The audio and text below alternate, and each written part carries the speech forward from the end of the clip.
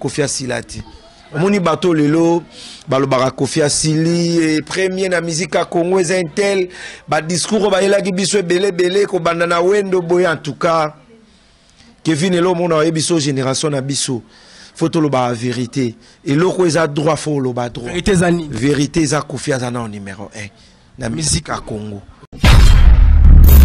parce que na âge ya 66 ans comme on a Kofi Olomide na Guinée faut mon énergie faut mon spectacle, faut la habillement, faut la communication na public guinéen. En tout cas, félicitations à l'artiste émissien Kofi Olomide qui est notre ambassadeur.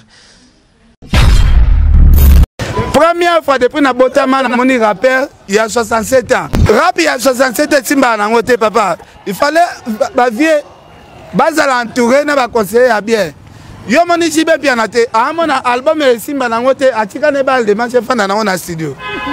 Oh ba.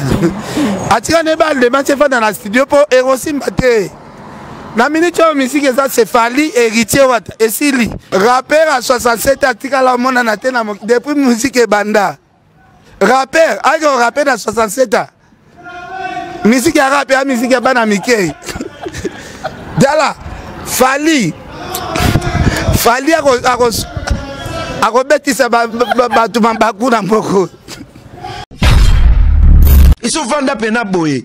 Au moins journaliste azoloba a critiqué mutuko wa légende. Que papa mbana 66 ans na mona na rappeur te. Ba papa belé na ba 66 ans ba kanga ba bandokiti. Ba papa belé na ba 66 ans. Baza ba problème e belé. Na chokate. Ba mission na choka ko choquer zande nini pour son lobby vérité ndé o choquer ndako loba vérité te est-ce que toi na droit loba vérité te so beti musique amabi so rozo se comporter mabi toko loba te wana culture Kofi musique nga na ebisaki batu ke nga mati bonché na ra flatterti nga na loba kaka vérité. Parce que par exemple, quand tu vois Fally, il reflète le travail, il reflète la musique dans le vrai sens du mot. Pas un vieux comme Kofi qui me dit ouais pour faire un clip et tout, on se capte. Donc tout dobe avant tout ça la clip. Ba na biso ya basi, ba musicien, ba danseuse, même des chroniqueuses. Tant ba kinaro luka ba maram na bango, to zala rate. Tant bango mo ba kinako senga ba leader. Babima tozala po ezali oui ebele so nga moto pamba boy basenga bo Kofi Olomide légende ala la ana makambe bele toza suna ta ya bongo te toza ta beta musique sala succès ami benga raza mama na bango ti koko na bango na nzembo nini o yesi abeti sala succès exemple Rebo abima bato belé ba traiter aux ana section lingi non subi oui alingi mobal na bato belo mona raza danger za vrai chiraza kitoko mais aza prendre amour pour ma kolinga mutalingo on s'aime oui il y a vrai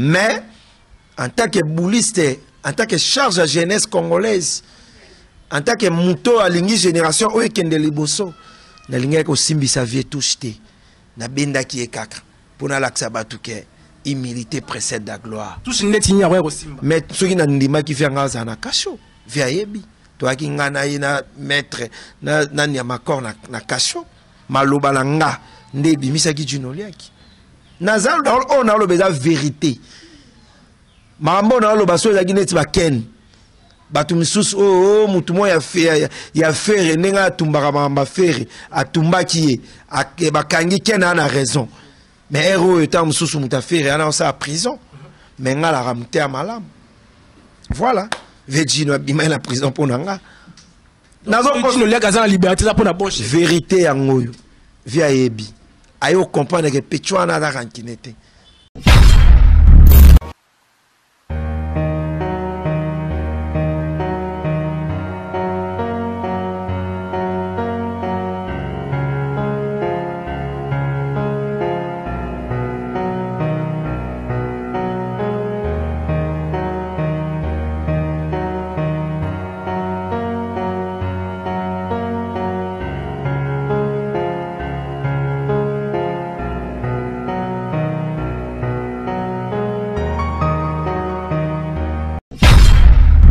Voilà, bonjour tout le monde, bonjour chers internautes, vous qui nous suivez sur Congo Source Télévision, c'est bien moi, les vôtres, Kevin, Mohamed, Saïdi. Ça a toujours été un réel plaisir pour moi de vous savoir tellement nombreux qui nous suivent en ce net. Merci à nos fidèles partenaires, merci à Masolo Yabanaki, merci à Congo Yake News, merci à Top Polémique, merci à Bandeko Union sur accompagner à Moussala Auto Sala. Nous vous disons merci vraiment et nous vous portons vraiment un cœur. Et déjà, plus particulièrement, je dois dire un grand merci au boss Joras Mboni depuis les ISA, merci à Madame Karine Kololo Mboni, merci à Papine Nzeza depuis Istanbul, Bambo Tebele Nayo, et merci à Pichungi Tuka 1+1 à Paris, et merci à Cheringimbi depuis Texas, Trésor Batanga depuis Texas également, et merci à Jojongo Ndaimen, bourgeois humble terre avantageuse, ne Bandeko Basunga Moussala Yango Bangoana. Déjà nous sommes là, sur la Penza, Lelo en ce qui concerne l'actualité musicale Lelo, et nous savons très bien que Bandeko ya Latino Université Bazaki déjà na kati ya Guinée, au Bazaki na Mobange, na prestation, na kati wana, mais déjà, au Tuébike, il y a des orchestres qui naki Guinée, aux Zaki, est victime, aux Ali, orchestre et compagnie. Fali Poupa, na kati ya Masolo, na kati ya carrière artistique, na déjà, na quartier latin, ba Koutanaka déjà, na aéroport, aux Zaki, moi, Bambilinga, Zaki, Affrontimé, Zalaki wana, mais à part ça, déjà dans les prestations bazalaki wana to remetu na lelo to resona bandeko bazaki sur place na Guinée ndenge nini concert elekaki banani balekaki banani ba prestaki kitoko ne to resola bon et pourquoi pas kolobela o ezali lelo lisolo ya harcèlement sexuel o babeteli biso lelo déjà que ndeko na biso Vani Morgan azali moko ba artiste chanteuse lelo abimisi ba révélation o ezali vrai ou fausse on ne sait pas mais to resola ngo déjà awa par rapport au harcèlement sexuel de la part de monsieur l'ambassadeur Kofi Olomide ou alobi monsieur l'ambassadeur pour la featuring asenga ki baleka na nzela ya mbeto et puis to évoluer déjà na masolo yango to repousser na penza na masolo ebele parce que là Kofi Olomide a fait sortir une chanson qui fait parler Biberon le vieux rappé et Ken Piana vient de faire na évité na bengango droit de réponse to na bengango contre-attaque bien na bengango nini oiseau seka oiseau se moquer dans le lingue via prester vraiment te repousse on a déjà bon mais déjà comme invité nous allons recevoir pour vous un aîné na musala oyo et puis côté le ba moko ya ancien na boulot oyo et puis na ndenge ya précision c'est un confrère de Torosolane lui c'est Mathieu Boncher PCLA++ déjà charge de la jeunesse congolaise moko ya bambiaka na masolo yango nde toyamba ana kati émission pour so la penza par rapport à maramde tambolara. Déjà nous sommes là avec lui et Romeo Mouchan n'a vu qu'il doit parler presque à l'engagement qu'on aura déjà notre invité qui est Mathieu Boncher et déjà tout ça est dans le plateau. Voilà, bonjour Mathieu.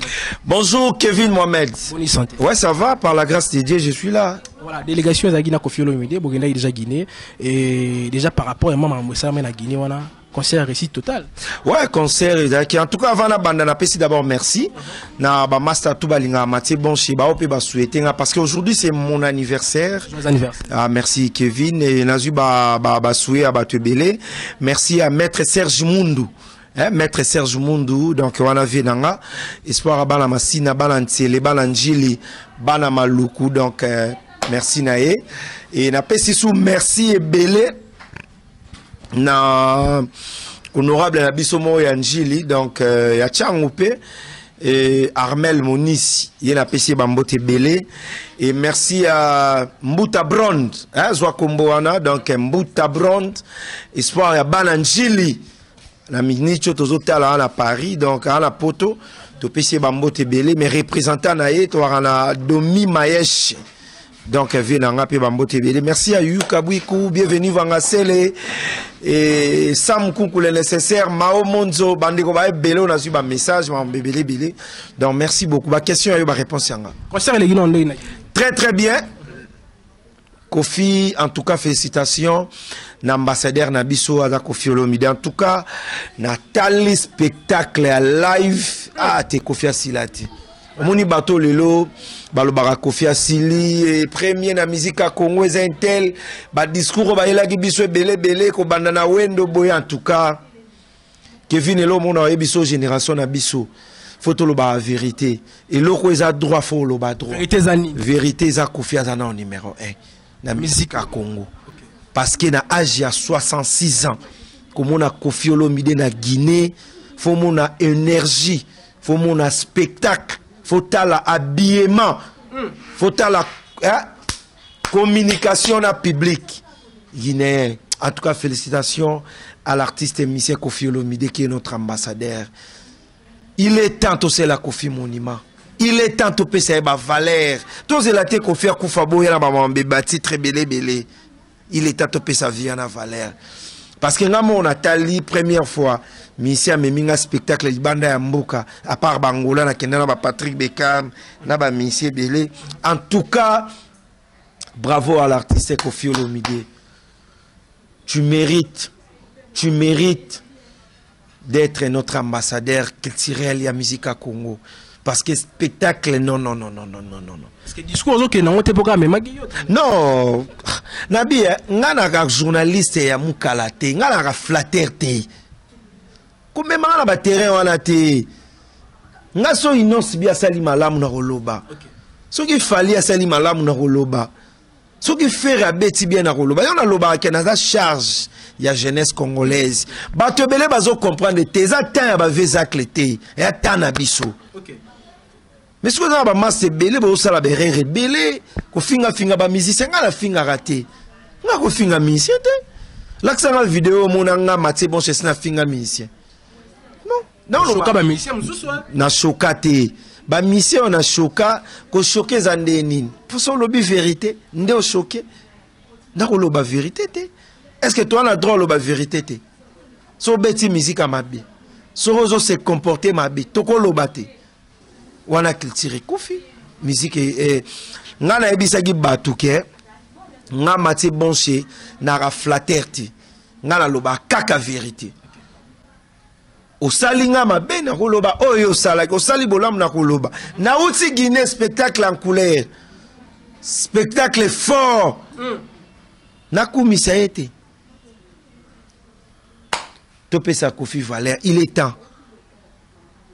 Il est temps de bien ya Koffi Olomide. Il est temps de bolamu ya Koffi Olomide. Tant que prestation à Koffi Olomide ya bateka quartier les en couleur mais bozaki pena bane quoi victime kuna bango zaki noir et blanc. Non, problème est ça ngala na eli polémique parce que moi j'étais là Nathalie a spectacle les kaki à Koffi Olomide après spectacle à Koffi Olomide to déplacer qui to zonga ki hôtel. En image bon monétaire ya victime. Nayebi ka betara bien, c'est un artiste très talentueux. Et puis banzembo yo kanaka azana succès abetaka bien bino lito lobani mais on a monaki ya quartier latin avec notre ambassadeur Koffi Olomide nazo loba bien et puis nazo beta CT âge à 66 ans et belé ba vanda na bandako et belé ba beta asouté na âge à 66 ans obina biloko via zobina batia na image ya wana ezoleka image ya wana ezoleka na âge à 66 ans na âge à 66 ans image ya wana ezoleka donc to bete la Koffi maboko il est temps ngala muta polémique te fali oui a beta ki parce qu'elle a invité pe président mais nazala kité mais na yebi capacité na talent Mathieu Boche na Guinée moi pas zanani moi na lieu zanani to ki ngapela tuni yotu moi na lieu zanani monsieur nabi moi na lieu zanani.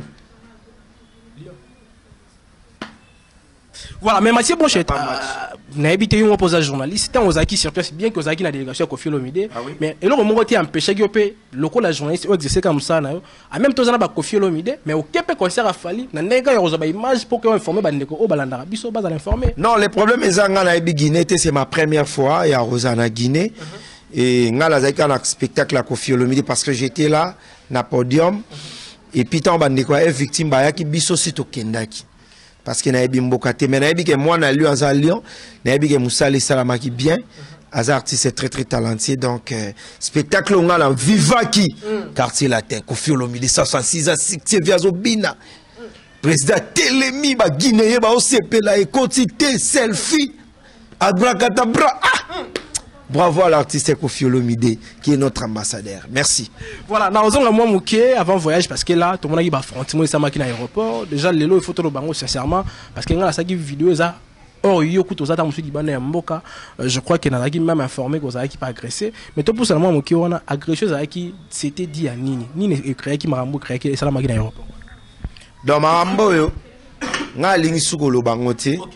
Na li sukolo ba marambo ya ba agression té ou les cas qui n'aéroport au moni Mathieu Boche lelo na loba bien ndé na la raboye na journaliste mon ara sans problème na ba orchestre na ba musicien aucun jour au monde nga la fingi musicien donc ils a qui problème mon boye il est qui n'ont déjà donc on singa na ba vie photo op ça rappeler ba leki ba respect pour nous soit kende bien donc musique ils a rebondate musique ils a musique photo yé ba rappeler que concurrence loyale les alaka et non faut finga batu faut pesa ba explication à mabe ngaza musicien moko donc na finga mutute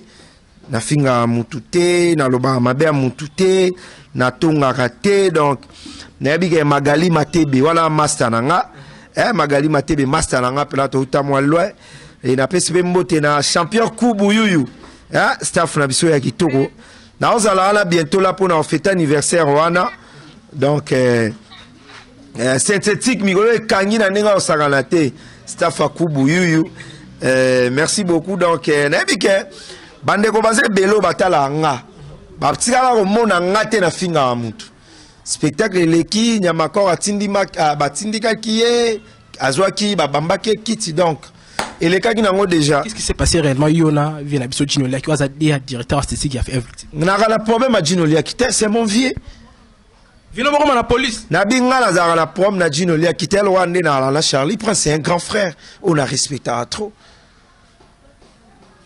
tant total qui vient vieux Ginolia qui va azo finga Charlie Prince journaliste on a yamba qui est-ce que Charlie Luka qui a bundisa abundisa qui était elle wanga pe na yamba qui Charlie Prince alobaki ba propos na e totika kocha mai na mafuta to sangisango Ginolia ki aza vie aza na ndenge na e pona nga na monaki via gafaki makasi mais en tant que bouliste en tant que charge à jeunesse congolaise en tant que muto à lingi génération o ekende liboso na lingi ko simbisa vie touché na benda ki ekaka pona laksa batuke humilité précède la gloire tout ce net igna ouais aussi mais ce qui n'a ndima qui vient ngaza na kasho via yebi to aki ngana ina maître na nyamakor na kasho maloba la nga nde bimisa ki Ginolia ki nazal on a le beza vérité mambo na lo baso ya gineti ba ken batu misusu mutu mo ya faire nenga tumbaka mamba faire atumbaki ye bakangi ken na raison mais héros étant misusu muta faire ana sa prison mais nga la ramte à malam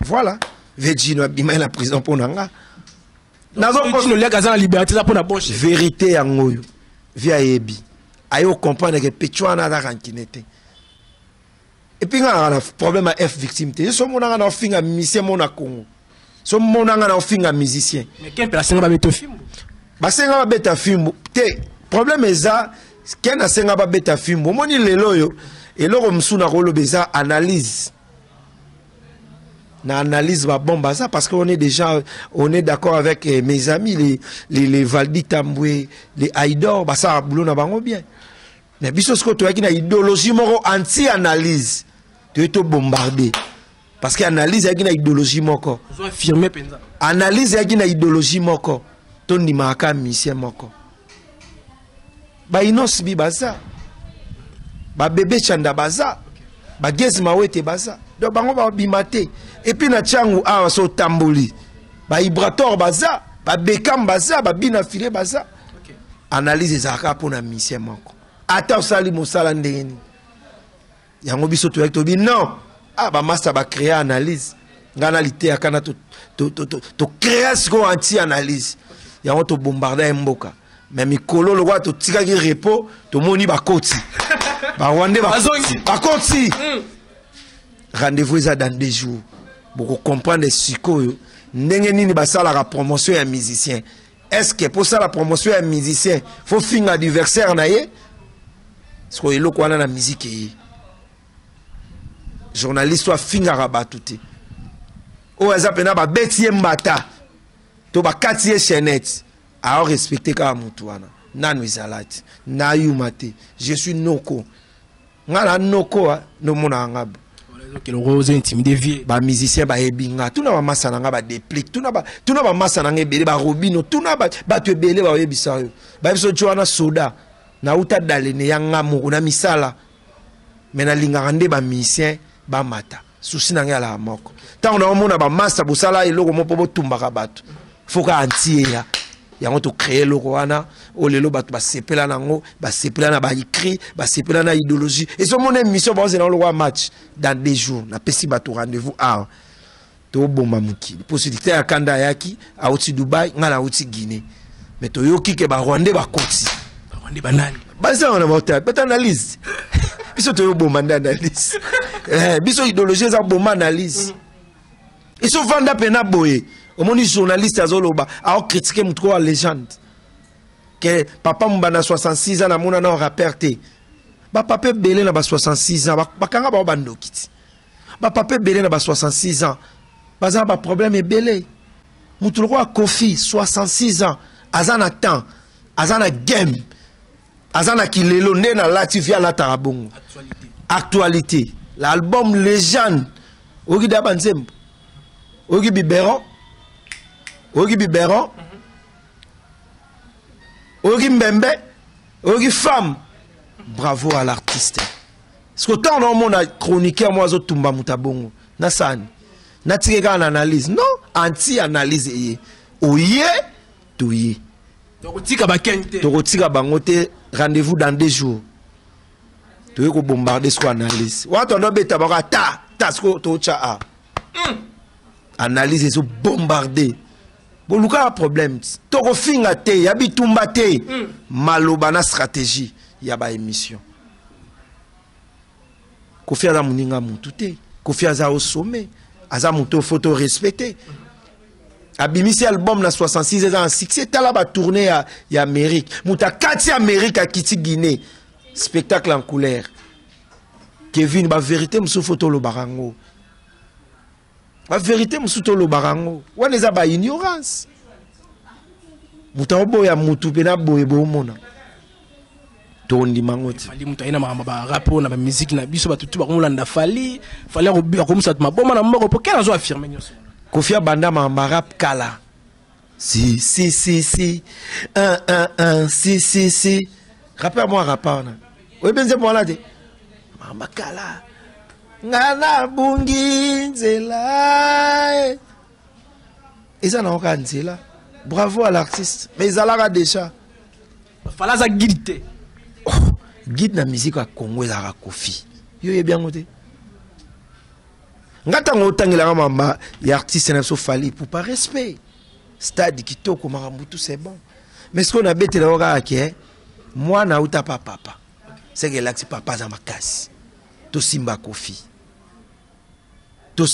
azana na bon moy na flataka vie wana na senga kati parce que ngana ra flatter te na kumisa ka vie wana te poso te et puis ngana rapona ba mission tout ya Congo ata yo so za concert o invité ngana oya nazaki na bekam na Angola na uti na Kofi Guinée na ogende na un kotwana boulot musala respect mutema moto te koboya batu te parce que internet etikala ovandi bozo finga mission munelo wa Kofi ovandi bozo finga jibe wera fali ferry ozo mi bomba tozo sani parce que les anniversaire nanga na koksi même pas 35 ans na banda finga ba musicien o tozana bango tozo kindi nanu toke ba potote nanu toke ba États-Unis te tozongi nanu tozuite o eza tanya ba jokate o eza tanya ba vezaklete parce que ba vie wana ba oza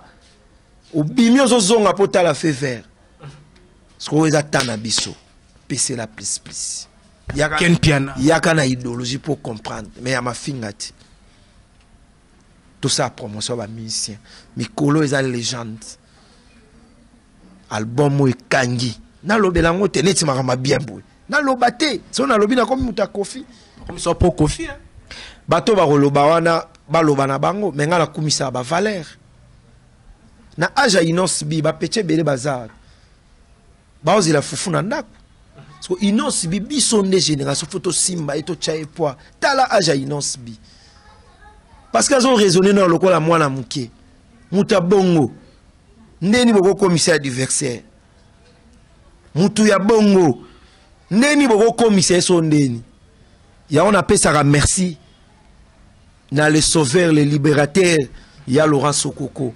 Aïbse ngalbi Mathieu Bonché Zalara Kimia, Moutema Motote.